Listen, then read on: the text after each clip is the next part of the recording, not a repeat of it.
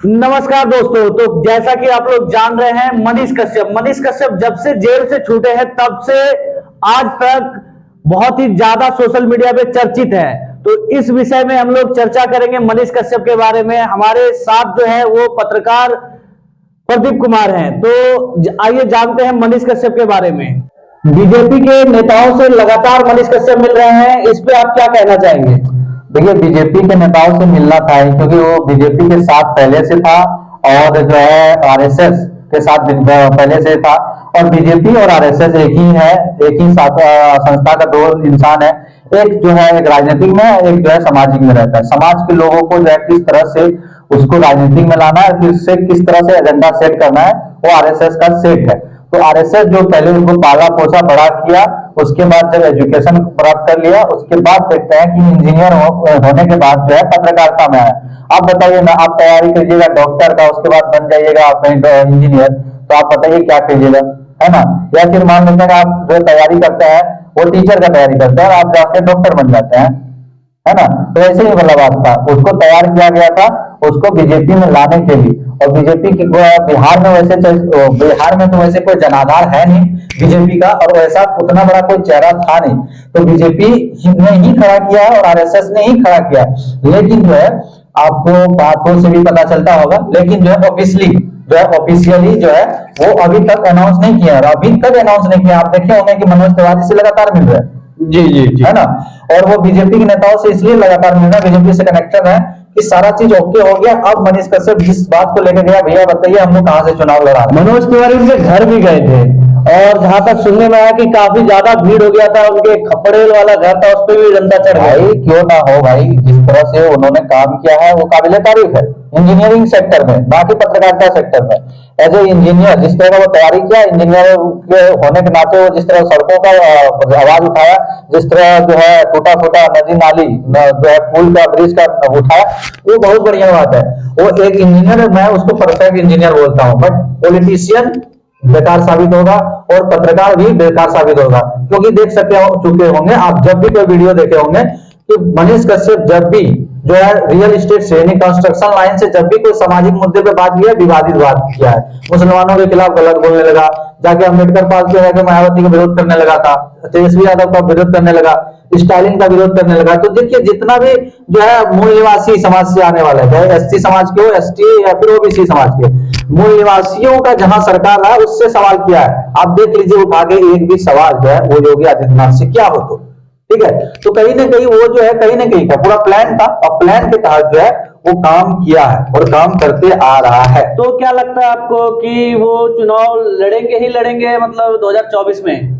भाई साहब देखिए, चुनाव लड़ेंगे ही, और देखिए मैं बराबर कह रहा हूं कि वो चुनाव लड़ेंगे और बुरे साबित होंगे। इसलिए बुरे साबित होंगे क्योंकि आपको उदाहरण देता हूं, अगर जीत भी आए, है ना, तो समाज के लिए जो बेहतर नहीं होगा, मैं दावे के साथ कहता हूं। क्योंकि आप देख सकते हैं वो ऐसा इंसान है जो गांधी को नहीं मानने वाले लोग हैं, वो सावरकर को मानने वाले लोग हैं।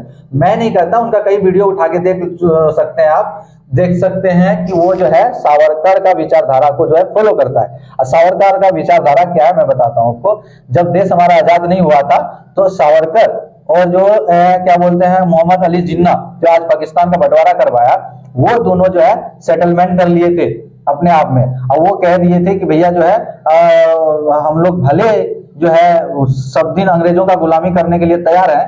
सावरकर का मानना है कि मैं पूरा जिंदगी भर हमारा समाज, हम लोग जो है अंग्रेजों का गुलामी करने के लिए तैयार है, बट मुझे वैसा आजादी नहीं चाहिए जिसमें शूद्रों को यानी एससी एसटी ओबीसी को हक अधिकार मिले। तो पहले तो वो सावरकर उस तरह का मानसिकता। दूसरी बात, आप जब पूरा इतिहास को देखेंगे तो सुभाष चंद्र बोस जी जो है उसको फटकार लगाया था, क्योंकि वो जो है अंग्रेजों से लगातार समझौता कर रहे थे और सुभाष चंद्र बोस लगातार बोल रहे थे। पत्रकार जो है जर्मनी में जब थे सुभाष चंद्र बोस जी, तब जो है सावरकर को वो चिट्ठी लिख के भेजे थे कि नहीं सावरकर, आपको जो है कॉम्प्रोमाइज करने की कोई जरूरत नहीं, हम लोग को पूरी आजादी चाहिए, है ना।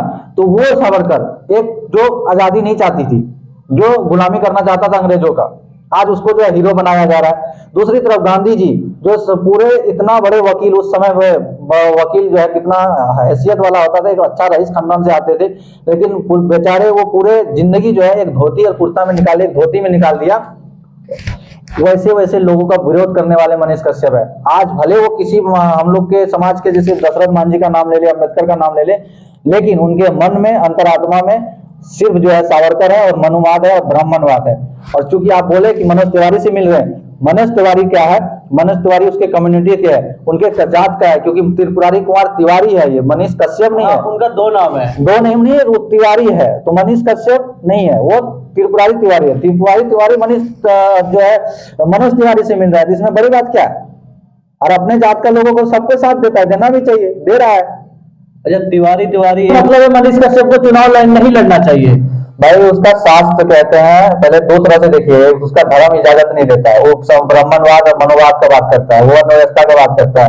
तो वर्ण व्यवस्था में ब्राह्मणों को पूजा पाठ के लिए बोला गया है, राजनीति में आने के लिए नहीं। पहली बात, अगर वो चुनाव में आ रहे हैं तो वो पहले धर्म के खिलाफ काम कर रहे हैं, क्योंकि वो ब्राह्मण है और मनोवाद को मानते हैं, वो संविधान को नहीं मानते, मनोवाद को मानते हैं। अब मनोवाद और जो है क्या बोलते हैं, मनुस्मृति और वर्ण व्यवस्था इजाजत देती है सवर्ण लोगों में से ब्राह्मणों को पूजा पाठ कराने का। तो पहले वो चुनाव आ रहा है, वो राजनीतिक क्षेत्र में आ रहा है, वो क्षत्रिय का काम है, उसके अकॉर्डिंग, हमारे अकॉर्डिंग नहीं, ठीक है। संविधान सबको अधिकार देती है, तो उसको चुनाव नहीं लड़ना चाहिए। दूसरी बात, उसको चुनाव इसलिए नहीं लड़ना चाहिए क्योंकि वो इंजीनियर है, ना कि वो पॉलिटिशियन है, ना कि वो समाज सेवा के लिए जो है परफेक्ट साबित हुई या ना होगी।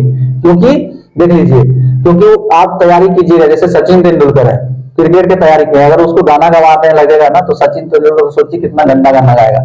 लता मंगेशकर को अगर क्रिकेट खेलने बोलती ना तो जो है उसका हालत बताइए कहाँ रहता है। तो वो मनीष कश्यप भले आज चुनाव में आ जाए, लेकिन जनता के लिए बुरा साबित होगा।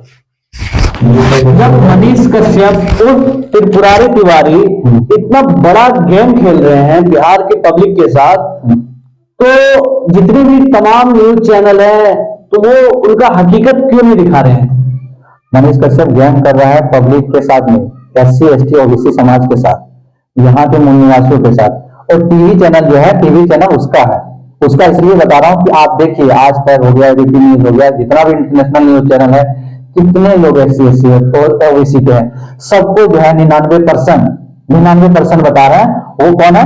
सवर्ण लोग हैं, उसके समाज के हैं, ब्राह्मण समाज के लोग हैं, और ब्राह्मण समाज के हक अधिकार के लिए वो लड़ रहे हैं, है ना। ब्राह्मण समाज का अस्तित्व बचा रहे, बना रहे, और वैसे ही चलता रहे जैसे चलता था मनोवाद में, ठीक है। वो बोलते हैं ना हिंदू राष्ट्र बनाना है, तो हिंदू राष्ट्र बनाने की तरह, हिंदू राष्ट्र यानी ब्राह्मणवाद, ब्राह्मण राष्ट्र, ठीक है, हिंदू राष्ट्र नहीं ब्राह्मण राष्ट्र, मैं उसको ब्राह्मण राष्ट्र बोलता हूँ।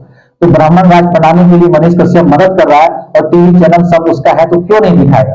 इसीलिए उसका एजेंडा को दिखाता है। आज मैं फेमस नहीं हूँ, वो फेमस है। क्यों फेमस है? क्योंकि उसका जो है उसके लिए जो है रात दिन हर तरह का चीजों के बारे में चर्चा होती है, हमारा चर्चा नहीं होती।